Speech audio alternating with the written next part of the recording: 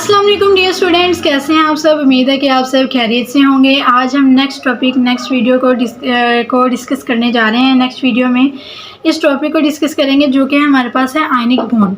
Last video के अंदर हमने देखा था why do the atoms form the chemical bond, atom क्यों केमिकल बॉन्ड बनाते हैं। इसके अलावा हमने डिस्कस केमिकल बॉन्ड की डेफिनेशन को देखा था, उसके टाइप्स को देखा था।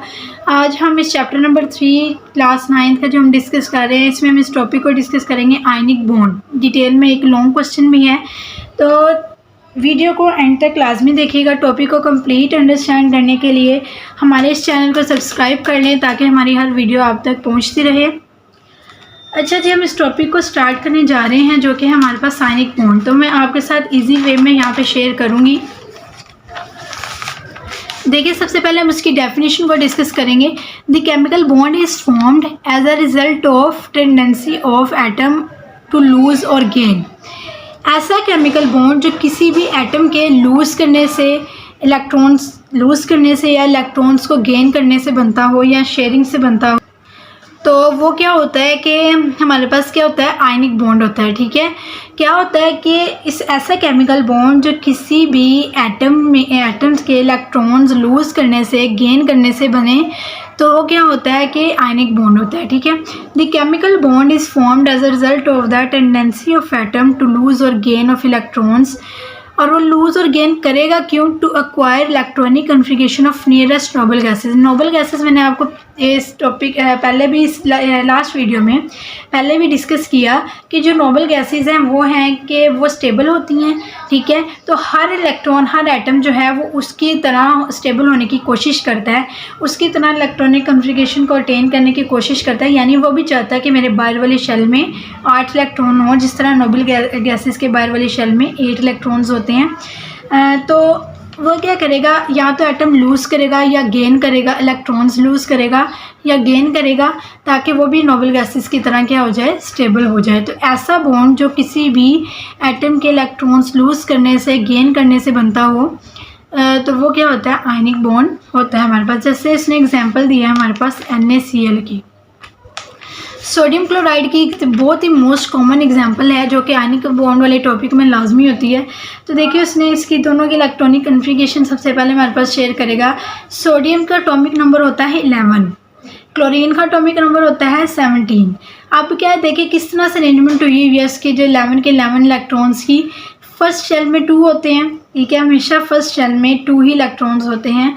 उसके बाद सेकेंड में 8 और लास्ट वाले में 1, और टोटल अगर हम इसको करें तो 11 बनते हैं। तो बाहर वाले शेल में देखिए, लास्ट आउटर मोस्ट शेल में इसके सिर्फ 1 इलेक्ट्रॉन है। इसी तरह से क्लोरीन को देखें, 2 इसके फर्स्ट शेल में, 8 इसके सेकंड में है, और लास्ट में इसके क्या है, 7 आएंगे। ठीक है, टोटल 17 है। देखिए इससे 17 इस तरह कंप्लीट हो रहे हैं। बाहर वाले शेल में इसके कितने आ जाते हैं, 7। तो देखिए दोनों ही स्टेबल नहीं है। सोडियम के बाहर वाले शेल में 1 है जबकि 8 होने चाहिए, क्लोरीन के बाहर वाले शेल में 7 है जबकि इसके भी 8 होने चाहिए, तभी तो ये स्टेबल होंगे। तो इसको क्या है, 7 इलेक्ट्रॉन्स की ज़रूरत है और इसको 1 इलेक्ट्रॉन की ज़रूरत है। अब क्या होगा कि जो सोडियम है, बजाय कि वो 7 इलेक्ट्रॉन किसी से ले, उसके लिए ये मुश्किल है। वो अपना 1 इलेक्ट्रॉन भी क्या कर देता है, लूज़ कर देता है, ताकि वो क्या हो जाए, स्टेबल हो जाए। अब जबकि क्लोरीन के पास क्या है, 7 पहले से मौजूद है, उसको सिर्फ 1 इलेक्ट्रॉन की ज़रूरत है स्टेबल होने के लिए।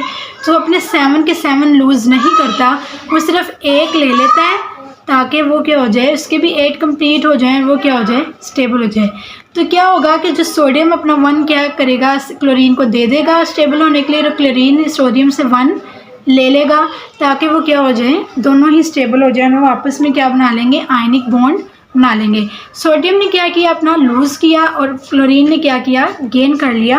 तो लूज़ और गेन से जो बॉन्ड बना दोनों के दरमियान में, वो क्या होगा, आयनिक बॉन्ड होगा। तो यहाँ उसने नीचे इक्वेशन शो कर दी है। देखिए सोडियम है, उसके ऊपर पॉजिटिव चार्ज 1 चार्ज आ गया क्योंकि उसने 1 इलेक्ट्रॉन लूज़ कर दिया। एरो के उस साइड पे इलेक्ट्रॉन लिखने से क्या शो होता है कि उसने लूज़ किया। एरो के इस साइड पे इलेक्ट्रॉन अगर हम लिखेंगे तो इसका मतलब है कि उस एटम ने इलेक्ट्रॉन गेन किया। तो उस साइड पे उसने यहाँ पे क्या किया, उसने 1 इलेक्ट्रॉन लूज़ कर दिया। जितने इलेक्ट्रॉन लूज़ करता है कोई भी एटम तो उसके ऊपर उस हिसाब से पॉजिटिव चार्ज आता है। उसने 1 इलेक्ट्रॉन लूज़ किया तो पॉजिटिव 1 आया है। 2 करेगा तो पॉजिटिव 2 आएगा, 3 करेगा तो पॉजिटिव 3 आएगा। जबकि यहाँ पे सोडियम ने 1 इलेक्ट्रॉन लूज़ किया तो यहाँ पे पॉजिटिव 1 चार्ज आ गया। क्लोरीन ने सिर्फ 1 इलेक्ट्रॉन गेन किया तो उसके ऊपर नेगेटिव 1 चार्ज आ गया। अब जितने वो गेन करेगा उस हिसाब से उसके ऊपर नेगेटिव चार्ज आएगा। वो 1 गेन करेगा नेगेटिव 1, 2 गेन करेगा नेगेटिव 2, 3 गेन करेगा नेगेटिव 3। लेकिन यहाँ पे सिर्फ उसने 1 गेन किया तो सिर्फ यहाँ पे नेगेटिव 1 चार्ज है। इस दोनों इक्वेशन को कंबाइन करेंगे तो Na+Cl, Na पॉजिटिव और Cl नेगेटिव, यानी सोडियम ने अपना 1 दे दिया और क्लोरीन ने उससे 1 ले लिया। तो दोनों के दरमियान में जो बॉन्ड बना वो क्या होगा? आयनिक बॉन्ड होगा। साथ उसने थोड़ा सा डायग्रामेटिकली भी बता दिया। देखिए सोडियम के बाहर वाली, इसने बाहर वाले शेल सिर्फ शो किए हैं, अंदर वाले शेल्स उसने शो नहीं किए, क्योंकि बाहर वाले शेल ही क्या करते हैं? पार्टिसिपेट कर रहे होते हैं किसी भी रिएक्शन में। तो देखिए बाहर वाले शेल में सोडियम के सिर्फ 1 इलेक्ट्रॉन है, उसको हमने क्रॉस से शो किया है। और क्लोरीन के बाहर वाले शेल में 7 है, 2, 4, 6 और 7, उसको हमने डॉट से शो किया है। एक को क्रॉस से शो करेंगे, एक को डॉट से, ताकि दोनों में क्या हो जाए? डिफरेंस क्लियर हो जाए। तो क्या होगा आगे? सोडियम अपना 1 जो है वो इलेक्ट्रॉन दे देगा क्लोरीन को। आगे वाली डायग्राम में देखिए उसके ऊपर आ गया पॉजिटिव चार्ज, क्योंकि उसने अपना 1 इलेक्ट्रॉन किसको दे दिया है? क्लोरीन को दे दिया। क्लोरीन के 8 पूरे हो गए हैं, 2, 4, 6 एंड 8। और इन दोनों के दरमियान में जो बॉन्ड बना है वो है आयनिक बॉन्ड। इसको हम ये इस तरह से भी शो कर सकते हैं, Na पॉजिटिव और क्लोरीन के 8 इलेक्ट्रॉन कंप्लीट हो गए, उसके ऊपर क्या चार्ज आ गया? नेगेटिव। तो ये सोडियम क्लोराइड की एग्जांपल के साथ उसने कंप्लीट आयनिक बॉन्ड को डिस्कस किया है। यहाँ पे ये देखें आपके टॉपिक में भी यही है, उसकी डेफिनेशन और थोड़ा सा एग्जांपल को उसने यहाँ पे डिटेल डिस्कस किया है, उसकी इक्वेशन और उसकी डायग्राम शेयर की है। नेक्स्ट देखें, नेक्स्ट उसकी जो है एग्जांपल, नेक्स्ट उसने कैल्शियम क्लोराइड की डिस्कस की है आपकी बुक पे, वो भी मैं आपके साथ शेयर कर देती हूँ। देखिए यहाँ पे अनदर एग्जांपल है कैल्शियम क्लोराइड। तो कैल्शियम क्लोराइड में उसने क्या, देखें कैल्शियम है वो 2 इलेक्ट्रॉन लूज़ करेगा इसमें, ठीक है। कैल्शियम के बाहर वाली शेल में 2 इलेक्ट्रॉन होते हैं, तो वो बचाए कि वो 6 इलेक्ट्रॉन किसी से ले अपने 8 कंप्लीट करने के लिए। तो वो क्या करता है? अपने 2 इलेक्ट्रॉन्स भी क्या करता है? लूज़ कर देता है। तो इसके ऊपर आएगा देखिए Ca2 पॉजिटिव। 2 पॉजिटिव का मतलब है उसने 2 इलेक्ट्रॉन लूज़ कर दें, ये इसने 2 इलेक्ट्रॉन लूज़ करती है। अब क्या होगा? क्लोरीन तो एक chlorine at a time 1 electron ही ले सकता है। तो यहाँ पे क्या होगा कि 2 क्लोरीन आके इसके साथ बॉन्डिंग करेंगे। एक क्लोरीन उसका 1 इलेक्ट्रॉन ले लेगा, दूसरा क्लोरीन उसका दूसरा इलेक्ट्रॉन ले लेगा। तो इसी तरह से 2 क्लोरीन आके कैल्शियम के साथ बॉन्डिंग कर लेंगे, क्योंकि कैल्शियम ने 2 इलेक्ट्रॉन लूज़ किए हैं, क्लोरीन दोनों ले नहीं सकता, क्योंकि उसके बाहर वाले शेल में पहले ही 7 है। उसने अपने 8 पूरे करने हैं, तो एक क्लोरीन 1 ले लेगा, इससे दूसरा क्लोरीन दूसरा ले लेगा। देखिए 2Cl 2 क्लोरीन आएंगे, वो दोनों इलेक्ट्रॉन उससे एक एक करके ले लेंगे और उसके ऊपर 2Cl नेगेटिव चार्ज आ जाएगा। इसे डायग्रामेटिकली भी शो किया है। कैल्शियम के 2 इलेक्ट्रॉन हैं और क्लोरीन के आपको पता है कि 7 ही होते हैं, इससे 2 क्लोरीन एटम यहाँ पे शो किए हैं, क्योंकि दोनों ने उसके साथ बॉन्डिंग करनी है। कैल्शियम ने 2 इलेक्ट्रॉन लूज़ कर दिया, 2 पॉजिटिव आ गया। देखिए उसने 1 इसको दे दिया, 1 ने इसके साथ बॉन्डिंग कर ली और 1 ने इसके साथ बॉन्डिंग कर ली है। दोनों के ऊपर नेगेटिव 1 चार्ज आ जाएगा।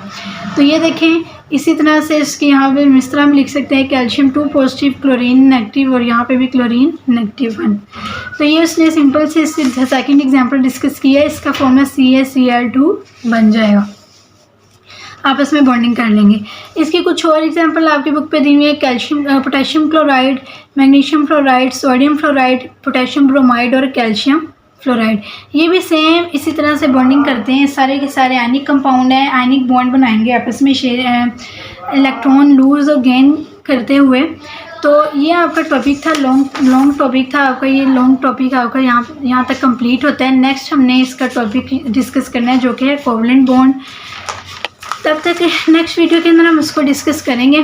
तब तक के लिए हमारे इस चैनल को सब्सक्राइब कर लें। उम्मीद है कि आपको इस टॉपिक की समझ आ गई होगी। नेक्स्ट वीडियो में हम नेक्स्ट टॉपिक को डिस्कस करेंगे। तब तक के लिए अल्लाह हाफिज़।